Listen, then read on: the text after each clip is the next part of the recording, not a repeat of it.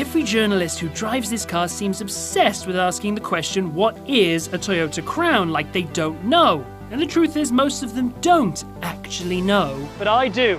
I know exactly what this car is, because this is the first car to ever be designed, top to bottom, nose to tail, by artificial intelligence. And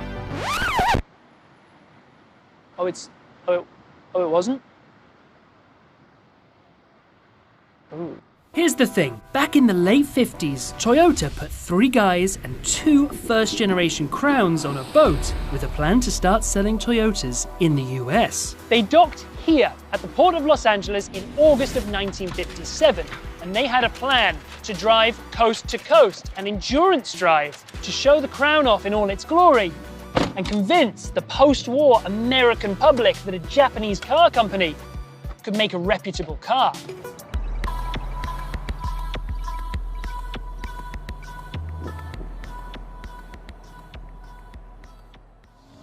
Los Angeles to New York, that was the plan. However, the Crown, which had a top speed of just 75 miles per hour, let's not forget, had never driven anywhere near that fast in its life. So when it got onto the American highways, it struggled. In fact, it shook itself to pieces. It only made it as far as almost Las Vegas before the drivers deemed it too unsafe to continue. The trip was hastily abandoned, and in fact, Toyota withdrew from the US market for a further 4 years whilst they re-engineered their car for American roads. Now though, some 65 years after that first ill-fated trip, the Crown is back on American soil, and it's got a point to prove. So I had a brainwave. Why not recreate that famous coast-to-coast run in the new Toyota Crown? I wanted to do the full thing from LA to New York, but the budget would only stretch as far as Las Vegas, so that's where we're going. Which, to be fair, is still better than the original first-generation Crown managed, so there you go. We're going to at least Las Vegas. Along the way, I'm going to attempt to understand who is actually going to buy this car, because right now, I have to say, I have no idea. But let's begin with the facts. Toyota has seen the sedan market, a market they have owned for generations, shrink dramatically, and they've seen the SUV market explode. And having seen even the uber-hardcore sedan buyers begin to migrate away into taller cars, they decided to offer a sedan with SUV leanings. Okay, we've fought our way through the LA traffic. We're in the high desert. We've clocked about 100 miles. I've had some time to digest the Crown's interior, and you know what? I quite like it. It's Lexus Light is what it is, which is no bad thing. Very ergonomic, very sort of sparse but considered design touches. Something else I really like about the interior is the seating position. No matter how close to the rails you have this seat when you program it yourself, you're still sitting a little bit higher up than you think you're going to be, and it's really nice. We've got heated and ventilated front seats and a heated steering wheel, which, and this is a cool touch, can be controlled automatically. So just like with your air conditioning where you throw it in auto, it'll do the same with your heated and cooled seats and with your steering wheel, which I like. The back seats, super roomy, pretty comfortable, and the trunk of this car is humongous. I'm a big fan of what Toyota are doing with their screens and their infotainment at the moment, and this one is exactly as you'd expect. And then we have the instrument panel, the screen that's taking care of the gauges here, full of information, infinitely programmable. I can see speed, which cruise mode I'm in, how the battery regen is working. I can see what my grandma had for dinner in 1987. You know, it's impressive. This is the Crown crossover, but in Japan, this is just one of 4 Crowns that are currently on sale. In fact, in Japan, the Crown is an entire family of vehicles. Over the years, there have been Crown sedans, saloons, trucks, SUVs, drop tops, 2 doors, 4 doors, station wagons, taxis, cop cars, even a Crown hearse. Luxury, basic, on-road, off-road, the answer in Japan at least is, and always has been, Crown. Okay, well, a couple of hours down. It's quite nice to step out and get another look at it. It was so early this morning when we picked the car up. And you know what? I like the way this thing looks. It is quite big. And yet its ground clearance is really no better than the average Camry. Height-wise too, it's sort of in no man's land. It's 3 inches taller than an Accord, but 6 inches shorter than a CR-V, which makes it sound pretty modest, and yet it has the proportions of a basking shark when you're up close to it. And yet still, somehow, they've managed to make it look pretty proportional. Between the two-tone paint, which I think does a good job of masking a lot of the size of this car, and the huge 22-inch wheels, biggest wheels they've ever put on a Toyota production car, interesting, you know, there's a lot to look at. Yeah, it's cool and quirky, but it just seems an odd choice to only bring the crossover to the US and to market it as a more expensive version of the very popular cars they already sell here. And then I fell down something of a conspiracist's wormhole and, well... Corolla, that means crown in Latin, right? And Camry, well, that means crown in Japanese. And Corona, well, of course, everyone knows Corona means little crown in Spanish. So then, maybe we've always been driving crowns this whole time, here in America. We've just never known it.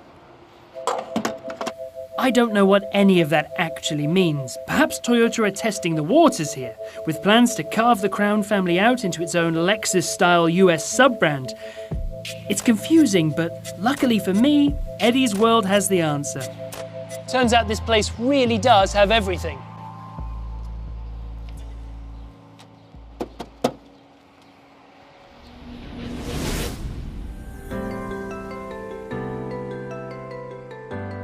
It's a very comfortable cruiser, power's there when I need it, and it is just so refreshing to be in a sedan. There should be more cars on the road that look like this. There are 3 different trim lines of the Crown. This is the nicest, but it is also the most expensive. This is the Platinum Edition, the upscale, upmarket version, and because of that, we got a bunch of things that are different to the lower spec models. I think we should probably get off highways, find a road with a few twists and turns, and then see how the Crown stacks up there. Okay, we've made our way off the highway. Let's check out these driver modes. There are 6 different driver modes. Sport S, gauges go red. It's got some pickup, okay. So this car, standard all-wheel drive, 6-speed automatic transmission, and the 2.4-litre turbocharged inline-4 with the hybrid. It's a decent package. I like the way it drives. This wet clutch 6-speed, it's got a little bit more, whoa, got a little bit more, it's got a little bit more about it. Okay, this road ain't messing around. This car's engine is good for 235 horsepower, and then the remaining 105 or so come from the 2 electric motors. In our testing, the Toyota Crown achieved a 0 to 60 mph time of 5.7 seconds and managed the quarter mile in 14.4 seconds at a speed of 96.1 miles an hour.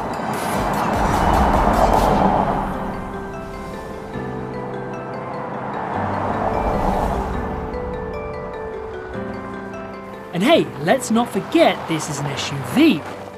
Well, a crossover.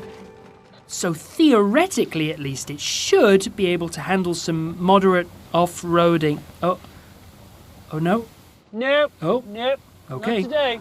Not happening. Welcome to Nevada. Wow. Cool, man. And I must say... Welcome to Nevada. Oh, thank you. Thank you, Toyota.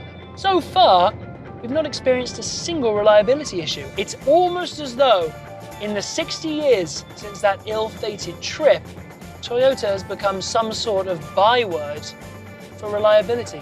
I just wonder what the driver of that original, that first generation Crown was feeling 200 odd miles into his journey. I wanted to probably just like this, and the windshield was gonna break, and all this gonna...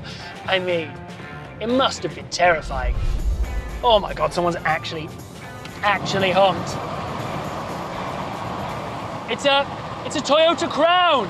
Here's what happened, right? It was 1957. Toyota wanted to start selling cars, so they sent over some Crowns, and anyway, it's a long story. It's kind of, I told it, these guys know it.